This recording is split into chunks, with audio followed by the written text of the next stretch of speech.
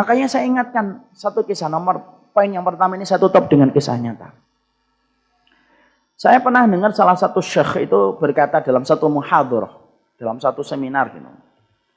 Syekh ini bercerita tentang hadis tadi, in tasduqillaha yasdukka. Ayo kita ngomong bareng-bareng. In tasduqillaha, yang keras. Pemuda kok ini? Ayo keras.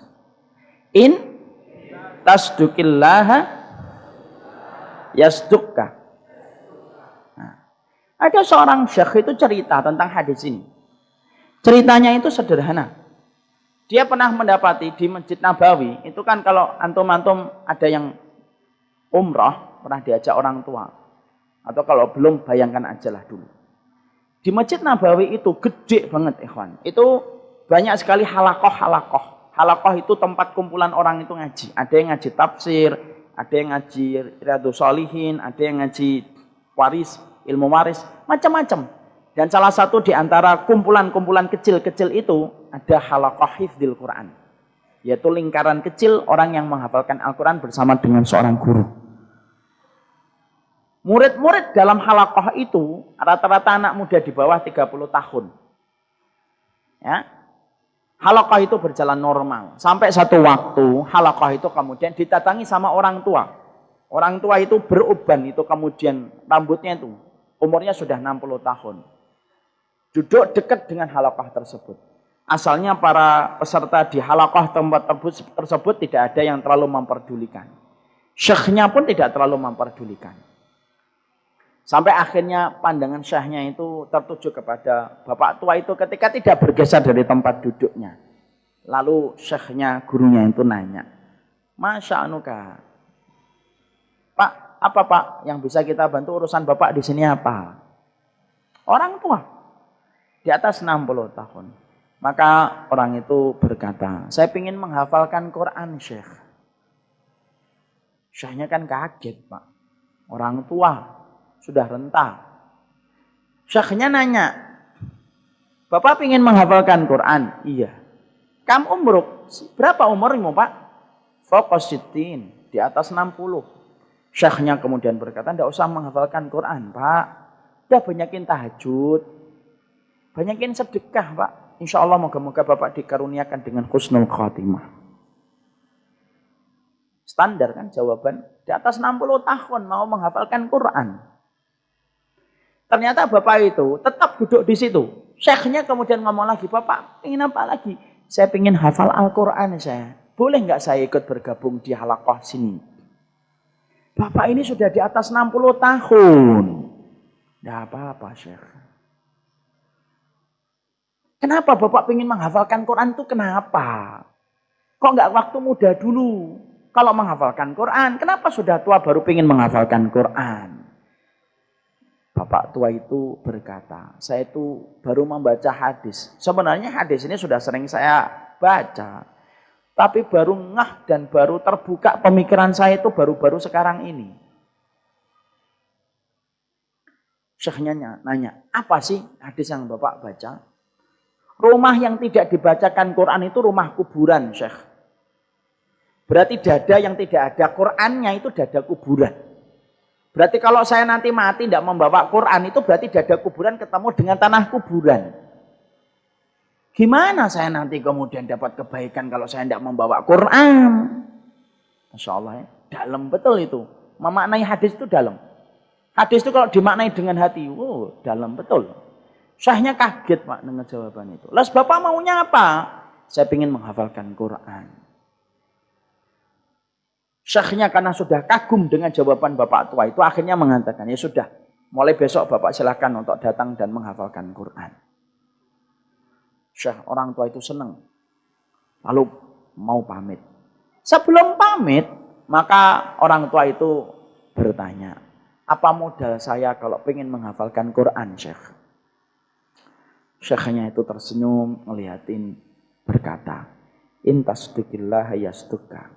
Bapak kalau niatnya pengen menghafalkan Quran itu benar karena Allah, Pak. Kalau memang itu Bapak pastikan benar karena Allah. Niat yang tadi Bapak sebutkan, Allah yang akan menyelesaikan proses akhirnya. Sudah, syekhnya kemudian kembali fokus kepada murid-muridnya sendiri. Hari berikutnya, ikhwan. Maka kemudian akhirnya, bapak tua itu datang. Tiap hari nyetor, dan betul-betul gigih nyetornya. Hampir-hampir dia tidak pernah absen kecuali dalam kondisi udzur. 3 tahun hafal Al-Quran. Setelah hafal Al-Quran, selang beberapa bulan meninggal dunia. Persis dengan niat yang kemudian dia miliki ketika dia mengatakan kepada guru dan syekhnya. Kenapa orang tua bisa menghafalkan Quran? Orang tua itu kan biasanya sudah mulai lupa gitu. Tapi kenapa Allah bantu orang tua tadi itu? Jawabannya simpel sebagaimana yang tadi dikatakan Syekh. Orang tua itu memiliki niat hafal Al-Quran. Itu niat itu dijaga karena Allah. Ketika niat itu dijaga karena Allah, Allah yang akan membersamai langkah-langkah berikutnya dan menyelesaikan persoalan-persoalan sisanya. Karena kita ini kan makhluk lemah. Kalau kemudian kita mengandalkan kekuatan kita, loh kita ini siapa? Kita ini manusia yang penuh dengan kekurangan dan kebodohan kok. Tapi orang tua tadi di atas 60 tahun mampu menyelesaikan hafalan Qurannya dalam 3 tahun. Dan betul-betul cita-citanya itu terwujud. Dia tidak ingin mati kecuali dadanya berisi Al-Quran. Allah kabulin. Allah kabulin. Kenapa? Karena ada niat yang tertera di dalam hatinya. Makanya kalau saya, antum dan lain sebagainya, kalau punya cita-cita akhirat, kok tidak terbentuk, tidak terwujud, jangan nyalain siapapun, jangan nyalain takdir. Ini Allah tidak adil sama saya. Kayak antum lebih adil aja daripada Allah. Kalau ternyata dalam kehidupan kita ingin memiliki sesuatu, kok ternyata belum terwujud, pertama kali evaluasi, merenung di tengah malam, perhatikan. Niatnya apa sih saya memiliki niat ini? Jangan-jangan saya ingin menghafalkan Quran karena kemudian niatnya apa? Untuk mendapatkan pujian dari seorang gadis yang saya puja. Jangan-jangan saya kemudian ingin niat ini karena saya ingin mendapatkan sesuatu dari selain Allah.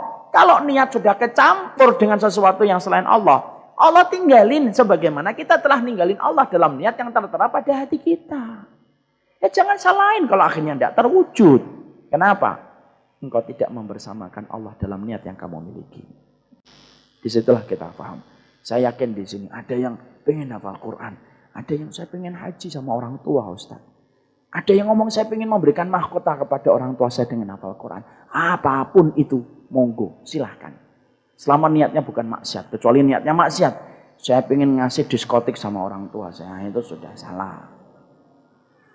Kalau niat antum kebaikan, pastikan terjaga niatnya Allah yang akan kabulkan. Saya ingin menjadi pendakwah yang bisa untuk memberikan manfaat kepada orang. Tanamkan itu karena Allah. Saya ingin kalau menyampaikan sesuatu bermanfaat bagi orang Ustaz. Karena saya tahu bahwasanya dengan itu saya mendapatkan pahala. Niatkan karena Allah. Apa yang datang dari hati, nyampe kepada hati. Apa yang dari akalnya, nyampainya cuma ke akal. Tapi apa yang datang dari jiwa, datangnya sampai ke jiwa. Nah itu. Hanya di situ. Yang pertama, ketika kita ingin memiliki sesuatu, pemuda itu harus tahu. Kalau punya sesuatu keinginan dan obsesi, membersihkan niat itu pertama kali yang harus dilakukan. Paham sampai di sini? Itu baru nomor 1. Dan itu sudah 40 menit. Dan saya sudah dikasih tahu 20 menit dari tadi. Saya tidak mau membantah, saya takut durhaka sama komunitas ini. Jadi kita bahas satu aja lah. Selebihnya nanti kita ngobrol-ngobrol karena konsep acaranya dari beliau tadi ngomong, Ustaz, materinya jangan banyak-banyak. Anak muda sekarang itu tidak ingin dengar kajian panjang-panjang. Saya mikir, ya juga ya. Takutnya nanti kalau saya terlalu lama, antum kejang-kejang kan saya tidak bisa ngapa-ngapain. Kita cukupkan satu aja. Yang kedua, yang ketiga, yang keempat, kapan-kapan kita bahas. Apa sih yang harus dilakukan SOP supaya terwujud keinginan kita? Kita praktekkan dulu yang pertama. Pastikan apapun keinginan yang antum miliki, antum niatkan karena Allah. Allah yang akan bantu menyelesaikan proses akhir dari semua niat yang antum miliki.